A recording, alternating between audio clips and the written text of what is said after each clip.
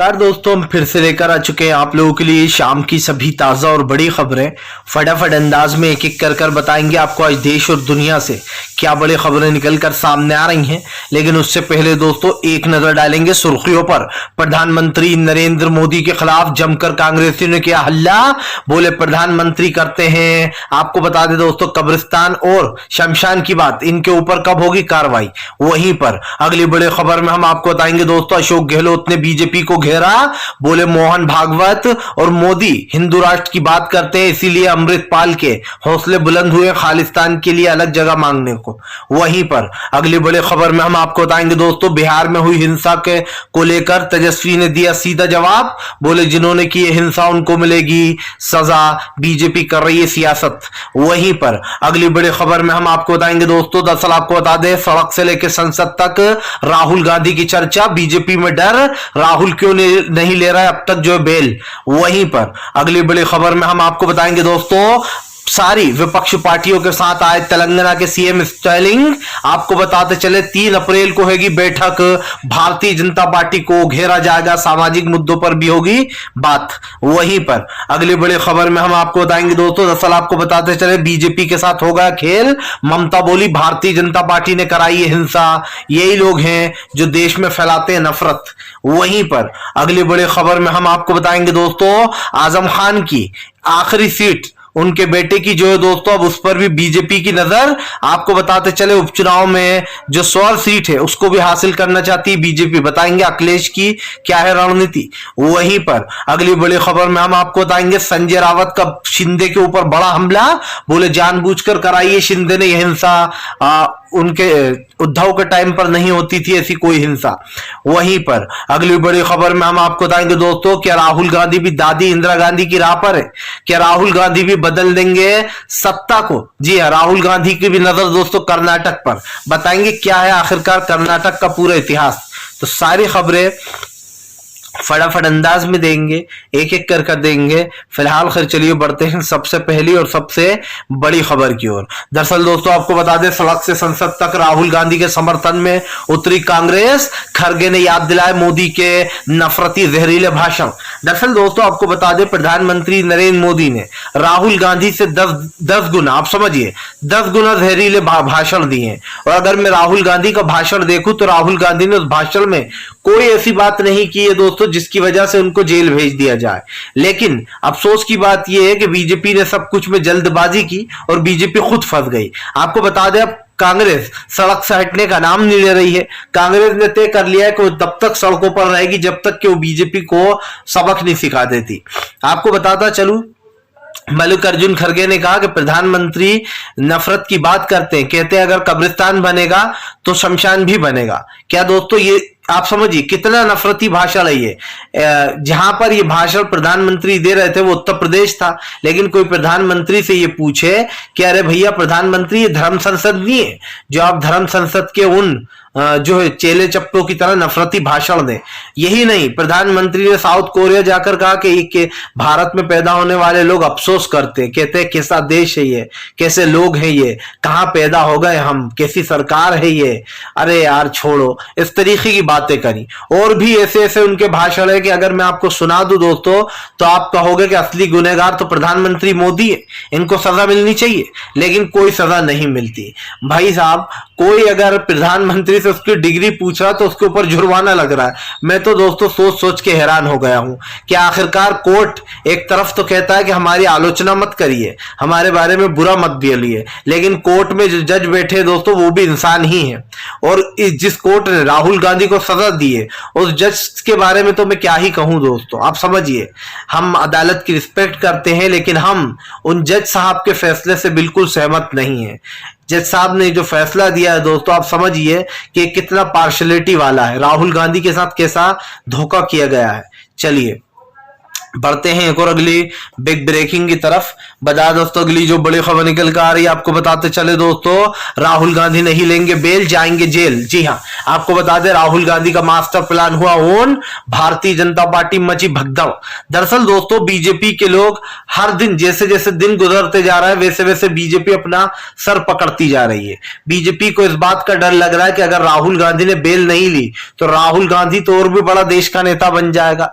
दरअसल दोस्तों सब जानते हैं कि अब तक जितने लोग गए हैं किसी के ऊपर करप्शन का आरोप है, किसी के ऊपर कोई और आरोप है, लेकिन दोस्तों राहुल गांधी जो है वो अपने एक मुद्दे की वजह से चर्चा में है कि राहुल गांधी ने सिर्फ बोला और अदालत ने उनको सजा सुना दी। और वो भी कैसे कि 1 साल से स्टे लिया हुआ था बीजेपी के नेता ने कि अभी इस केस को रोक दिया जाए, मैं आगे नहीं बढ़ाना चाहता हूं। वो केस रुका पड़ा था, लेकिन जैसे ही राहुल गांधी ने संसद में अडानी का मुद्दा उठाया, बीजेपी के नेता से नरेंद्र मोदी ने कहा होगा वापस केस चालू करा दो। केस चालू हुआ, उसके 10 दिन के अंदर तो रिजल्ट आ गया। मैंने पहली बार देखा कि अदालत में इतनी तेजी से कोई काम हुआ हो, जो केस 1 साल से रुका पड़ा हो, उसमें अचानक से भैया पैरवी भी शुरू हो जाती है और 10 दिन के अंदर तो उसका फैसला भी आ जाता है। भाई अगर ऐसा हो ना 10 दिन में फैसले आने लगे रुके हुए हफ्ते वालों केसों के, तो हमारे देश के आधे से ज्यादा केस अब तक सुलझ जाते।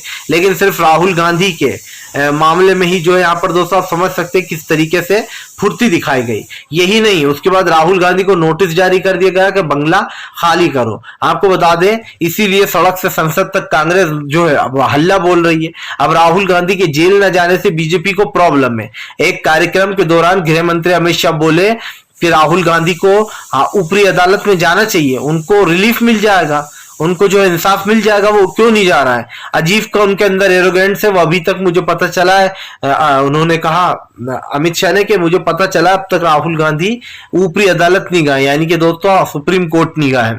आप समझिए अमित शाह कितने डरे हुए हैं। अमित शाह ने ये तक कह दिया कि हमारे ऊपर भी ऐसे आरोप लगे, हम ऊपर अदालतों में गए, हमें जो यहाँ पर वो मिली है उससे राहत। लेकिन आप समझिए बीजेपी में डर बैठ गया कि राहुल गांधी खामोखा हीरो बन गए हैं, अगर वो जेल चले गए तो वो और बड़े हीरो बन जाएंगे। और मुझे तो राहुल गांधी की राह साफ दिखाई दे रही है दोस्तों। चलिए बढ़ते हैं एक और अगली बिग ब्रेकिंग की तरफ। बता दोस्तों अगली जो बड़ी खबर निकल कर आ रही है, आपको बता दें आजम खान की बेटी की सीट हथियाना चाहती है बीजेपी। अब आजम खान के आखिरी किले को भी ध्वस्त करने की प्लानिंग में बीजेपी। आपको बता दें दोस्तों आजम खान की सीट तो पहले ही गंवा चुके हैं आजम खान। रामपुर में जब उपचुनाव हुआ था आजम खान की सदस्यता रद्द करने के बाद, तो आपको बता दें आजम खान की सीट बीजेपी ने जीत ली थी। हालांकि आपको बताते चले जो नेताजी का गढ़ था वहां पर अखिलेश ने ही अपने किला गाड़ दिया था और लंबे मार्जिन से उनकी पत्नी डिंपल यादव जीती थी। लेकिन आपको बताते चले अब आजम खान की बेटी की जो सीट है दोस्तों स्वर सीट, वहां से बीजेपी ने अपना प्रत्याशी की घोषणा कर दी है। स्वर सीट दोस्तों आजम खान के बेटे अब्दुल्ला आजम की सीट है। लेकिन आपको बताते चले आजम खान की ही तरह अब्दुल्ला आजम की भी जो वो है विधायकी उसको रद्द कर दी गई है। क्यों कर दी गई है? क्योंकि आजम खान की जो बेटे हैं दोस्तों उनके एक भाषण को लेकर उनकी सीट उनसे छीन ली गई। सबसे बड़ा सवाल यह है दोस्तों कि आजम खान के परिवार से कोई भी आप समझिए खड़ा होता है तो धीरे धीरे करके पहले तो पूरे आजम खान परिवार को दोस्तों बर्बाद किया गया।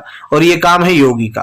दोस्तों योगी को ऐसा लगता है कि मैं बहुत ताकतवर हूं, लेकिन योगी आदित्यनाथ जो है दोस्तों वो ताकतवर बिल्कुल नहीं है। आप समझिए ताकत अभी योगी आदित्यनाथ के पास है, और किसी के पास अगर ताकत आ जाती है दोस्तों तो वो उसका दुरुपयोग करता है।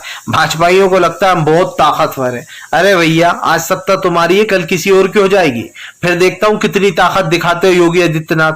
जगह जगह बुलडोजर चलाना, खास करके बेचारे मुसलमानों को टारगेट करना। और अगर मुस्लिम अगर दोस्तों आप समझिए खास करके राजनीति में है और अगर वो सपा का विधायक है तो उसको सबसे पहले गिरफ्तार करवा देते हैं झूठे मामलों में। आप देख लीजिए न जाने कितने ऐसे नेता हैं जिनके ऊपर हिंसा के आरोप लगा दिए कि इन्होंने पत्थरबाजी कराई, इन्होंने आगजनी का पूरा प्लान बनाया और जो है उनको जेल में डाल रखा काफी लंबे समय से।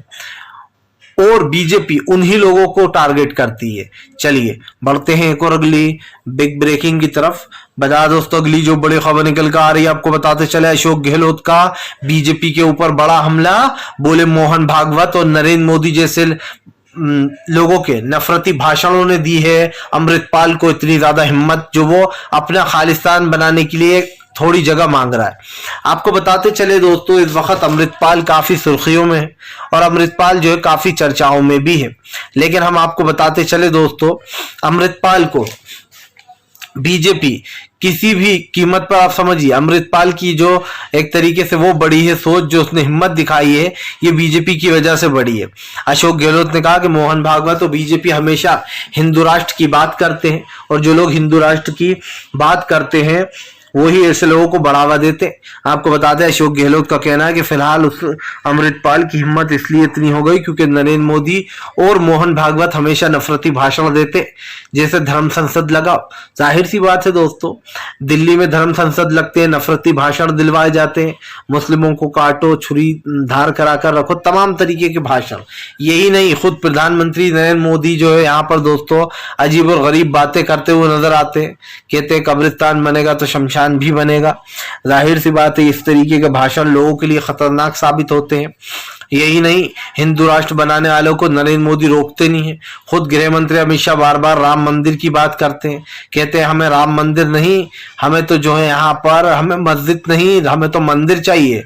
खुद हेमंत विश्वकर्मा कहता है, बीजेपी का नेता ये बाकायदा खुलेआम, आप समझिए, अगर एक नेता ये कहे कि हमें बाबरी नहीं, हमें तो राम मंदिर चाहिए, इसका मतलब ये है कि आप मुसलमानों को चिढ़ाने की कोशिश कर रहा हो, आप मुसलमानों को ये बताने की कोशिश कर रहा हो कि देखो कैसे हमने तुमसे बाबरी मस्जिद छीन ली।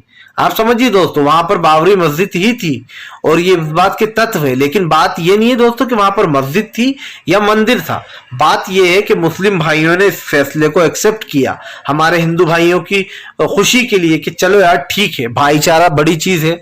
एक मंदिर या मस्जिद से दोस्तों किसी का धर्म वो नहीं हो जाता। इस देश में बहुत सारे मंदिर हैं, बहुत सारी मस्जिदें हैं, ये सिर्फ राजनीति के फायदे ढूंढते हैं और जानबूझकर आप देखिएगा ज्ञानव्यापी को इसीलिए अड़ा रखा है, सेम उसकी तरह बाबरी की तरह। इसमें भी अभी तो खैर बीजेपी सत्ता से चली जाएगी, लेकिन जब बीजेपी का मन करेगा तब वो उस मुद्दे को अब बाबरी की तरह ज्ञानव्यापी को उठाएगी। लेकिन ये लोग शायद भूल गए हैं कि बाबरी में नमाज नहीं हुआ करती थी, लेकिन ज्ञानव्यापी में सब नमाज पढ़ते हैं।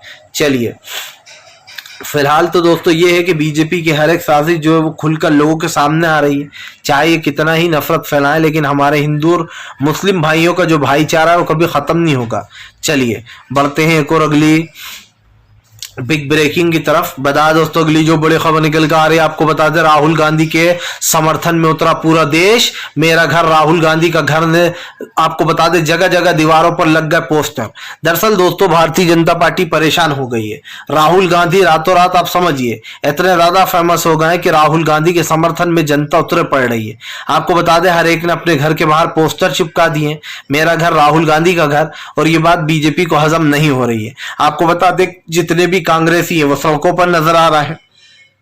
लेकिन बात इतनी सी नहीं दोस्तों, अब राहुल गांधी की नजर सीधी कर्नाटक पे है।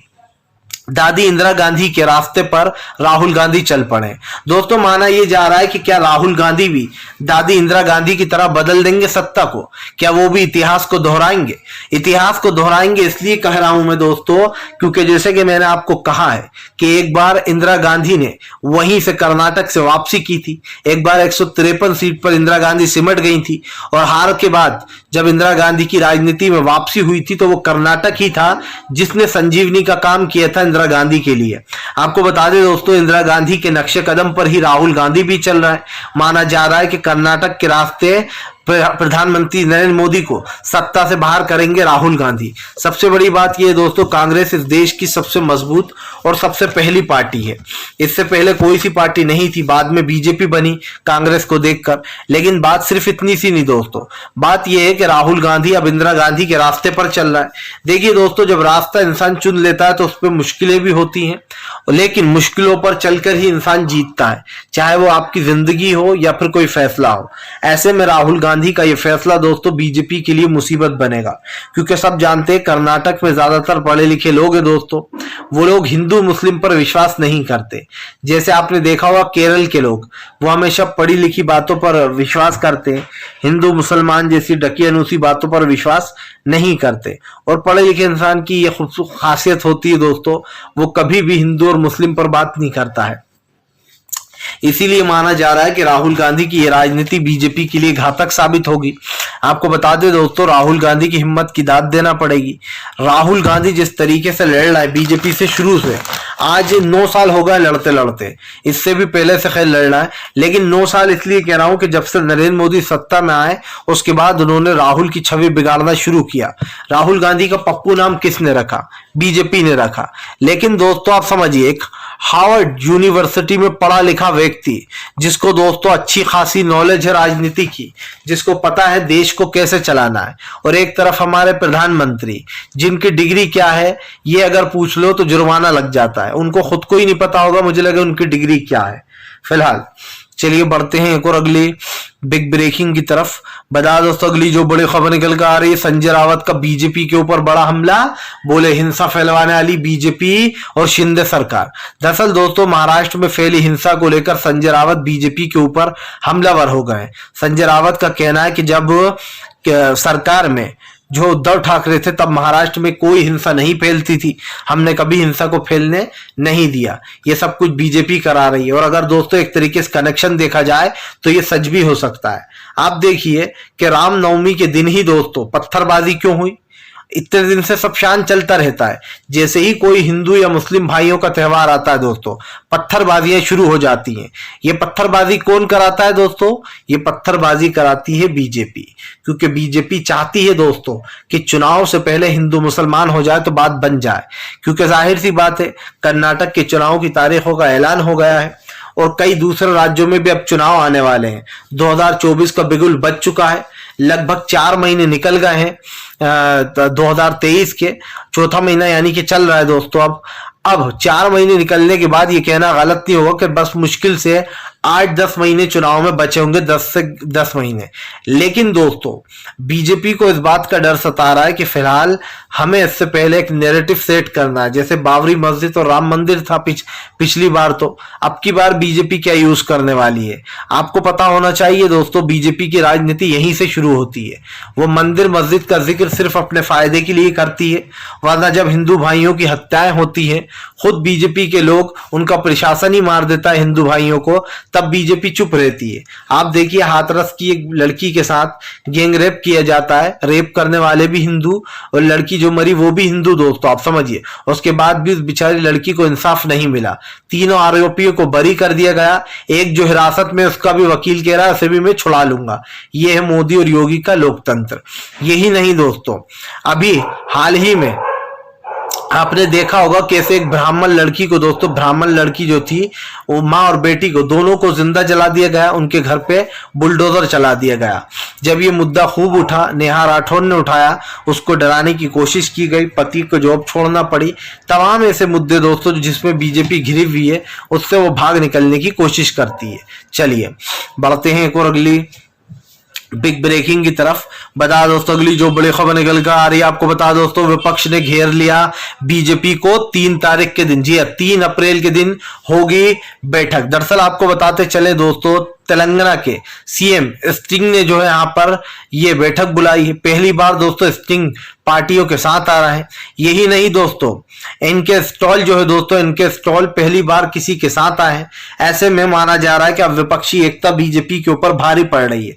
आपको बता दें ममता बनर्जी से लेकर तो जो है यहाँ पर फारूक अब्दुल्ला तक हर कोई इस विपक्षी एकता में शामिल हो गया है। ममता बनर्जी ने अपील की है कि सारे विपक्ष के नेता इसमें शामिल हों। आपको बताते चले 3 अप्रैल के दिन ये बैठक होगी, इसमें बीजेपी को घेरने की रणनीति बनाई जाएगी कि आगे क्या किया जाए। ऐसे में 2024 का चुनाव विपक्ष के हाथ में जाता हुआ दिखाई दे रहा है और बीजेपी के हाथ से निकलता हुआ, क्योंकि सब जानते हैं कि विपक्ष एक तरफ अगर वोट प्रतिशत जोड़ लिया जाए तो दोस्तों वोट प्रतिशत विपक्ष का बहुत ज्यादा है।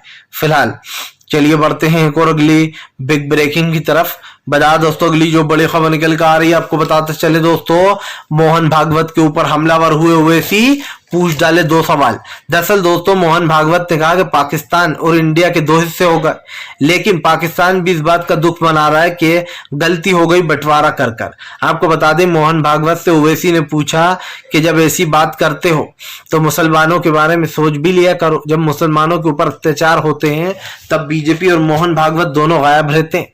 आपको बता दें दोस्तों हमेशा आगजनी पत्थरबाजी के आरोप मुस्लिमों पर ही लगाए जाते हैं, जबकि दोनों तरफ से पत्थरबाजियां होती हैं दोस्तों, लेकिन फंसाया मुस्लिमों को जाता है। फिलहाल वीडियो अच्छा लगे तो इसको लाइक कीजिए, चैनल पर पहली बार आए सब्सक्राइब कर लीजिए ताकि ऐसे वीडियो आगे भी